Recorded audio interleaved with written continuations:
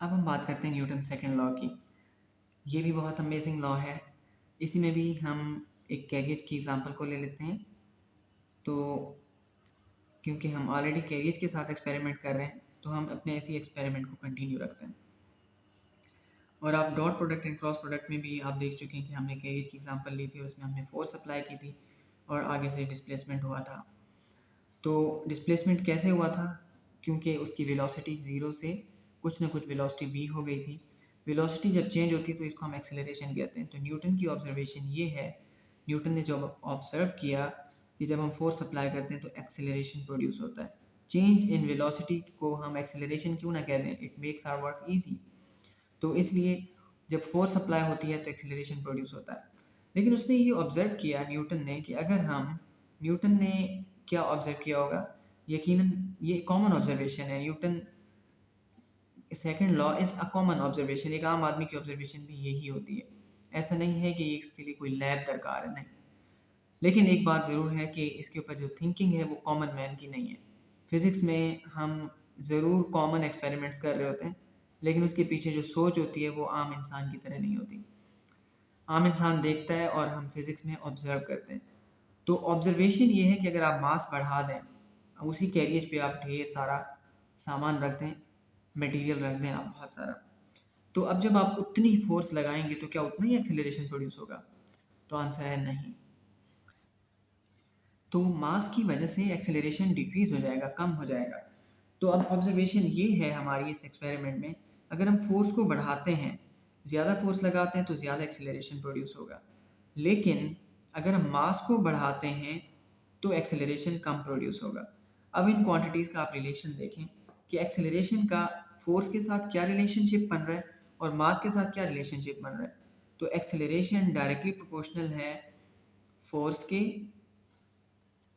ये statement number observation number 1 हो गई हमारी। और यही एक्सेलरेशन इन्वर्सली प्रोपोर्शनल है मास के। ये हमारी सेकंड ऑब्जर्वेशन है, इसको हमने एक मैथमेटिकल लैंग्वेज में लिख दिया है। ओके, तो अब हम इन दोनों को कंबाइन कर लेते हैं।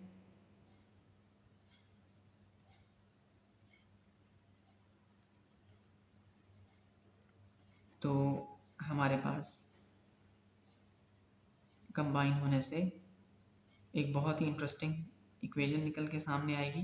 प्रोपोर्शनैलिटी हटती है तो कांस्टेंट आता है और फोर्स अपॉन मास। और इस तरह इसको मैनिपुलेट करते हैं, मास यहाँ डिवाइड में, इधर जाके मल्टीप्लाई हो जाएगा। और नाउ अब आप इसको रीअरेंज करें, मैं इसको यहाँ लिख देता हूँ, F is equal to ma। That is Newton second law. ये हमें क्या बताता है, बहुत इंटरेस्टिंग स्टोरी बताता है ये हमें कि जब हम फोर्स अप्लाई करेंगे तो एक्सेलरेशन प्रोड्यूस होगा, लेकिन वो मास टाइम्स होगा। हमें मास टाइम्स फोर्स लगानी पड़ेगी। मास डबल है तो डबल फोर्स लगानी पड़ेगी, मास ट्रिपल है तो हमें ट्रिपल फोर्स लगानी पड़ेगी।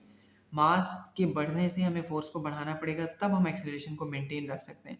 आइदर क्या होगा, अगर मैं इसको इक्वेशन को मैनिपुलेट करता हूँ तो F अपॉन एम, यानी कि एक्सेलरेशन मेरा डिवाइड में, सॉरी मास मेरा डिवाइड में जा रहा है, तो ये हमें बताता है वेरी इंटरेस्टिंग स्टोरी कि फोर्स के बढ़ाने से एक्सेलरेशन बढ़ेगा लेकिन मास के बढ़ाने से एक्सेलरेशन कम होगा।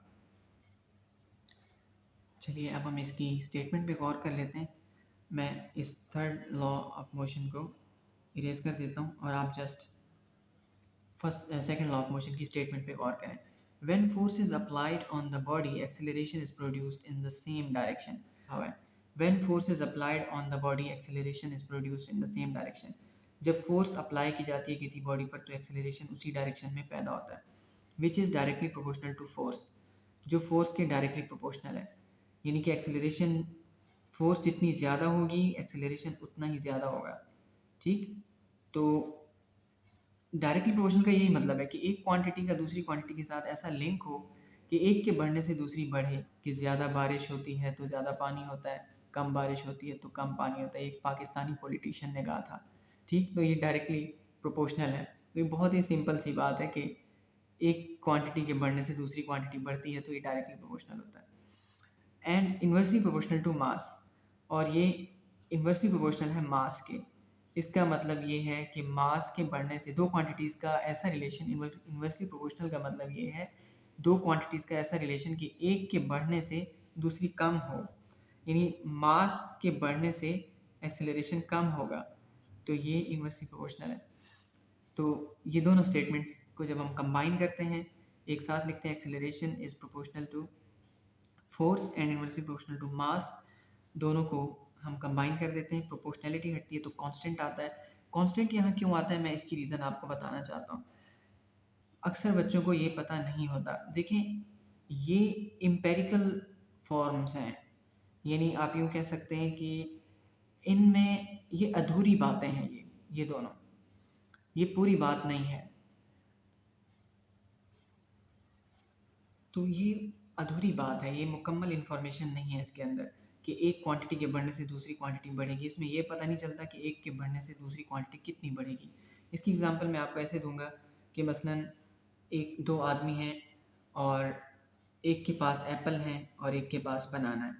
तो एक आदमी कहता है मैं आपको एप्पल्स के बदले बनाना दूंगा। तो ये तो डायरेक्टली प्रोपोर्शनल हो गया कि बनाना जितने ज़्यादा एप्पल होंगे उतने ज़्यादा बनाना मिलेंगे, इन दोनों के बीच डायरेक्टली प्रोपोर्शनैलिटी हो गई, डायरेक्ट रिलेशन हो गया। लेकिन अगला सवाल पैदा होता है कि तुम मुझे एक एप्पल के बदले कितने बनाना दोगे। तो ये जो कितना है ना, कि एक एप्पल के बदले कितने बनाना, सिर्फ इतना कह देना तो काफ़ी नहीं है ना कि मैं आपको ज़्यादा एप्पल के बदले ज़्यादा बनाना दूंगा। तो ज़्यादा मतलब कितना। तो फिज़िक्स में तो हम एग्जैक्ट क्वांटिटीज़ को डिस्कस करते हैं। तो ये जो कितने की इंफॉर्मेशन है इसके लिए हमें कांस्टेंट इंट्रोड्यूस करना पड़ता है, इसलिए प्रोपोर्शनैलिटी हटती है। अब यहाँ हम मसलन वो कहता है कि मैं आपको एक एप्पल के बदले एक बनाना दूंगा, तो कांस्टेंट 1 होगा। अगर वो कहता है मैं 2 बनाना दूंगा तो 2 होगा। तो इस तरह फिजिकल कांस्टेंट इंट्रोड्यूस करना पड़ता है। और यहाँ पे कांस्टेंट 1 होता है क्योंकि इनमें इंक्रीमेंट बराबर बराबर होता है, बिल्कुल इक्वल इक्वल। एक्सेलरेशन बढ़ता जाता है तो फोर्स उतनी ही 100% फोर्स बढ़ाएंगे तो 100% एक्सेलरेशन बढ़ेगा, इसलिए यहाँ कांस्टेंट 1 होता है। तो ये 1 to 1 चलते हैं। तो यहाँ पे कांस्टेंट 1 होता है, F is equal to m में हमारे पास इक्वेशन सामने आ जाती है। तो ये न्यूटन सेकंड लॉ बहुत ज़्यादा यूज़फुल है, बहुत ज़्यादा यूज़फुल है फिज़िक्स में। इन तीनों लॉज के मुकाबले में जो प्रॉब्लम सॉल्विंग में सबसे ज़्यादा न्यूटन सेकंड लॉ यूज़ होता है। इंशाल्लाह हम अपने नेक्स्ट लेक्चर में न्यूटन थर्ड लॉ पर डिस्कस करेंगे। Thank you so much.